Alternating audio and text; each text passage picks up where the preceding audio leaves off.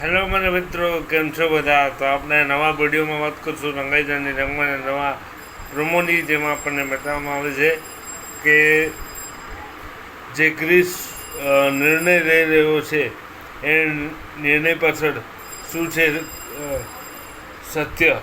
કારણ કે ક્રિસ એમ કહે છે કે જો કિયારા આ ઘરમાં નહીં રહે તો હું પણ આ ઘરમાં નહીં રહું. તો હવે આ શું થશે? શું ક્રિસ અને કિયારા કાયમ માટે પાછા એક થશે કે રાધા એકલી પડી જશે? આ બધા ઘણા સવાલોનો જે જવાબ છે આપણને નવા એપિસોડમાં જોવા મળશે, અને આ નિર્ણય પાછળ શું સત્ય છે એ પણ જોવા મળશે. તો જોતા રહો રંગાઈજાની રંગમાં, બની રહો અમારી સાથે.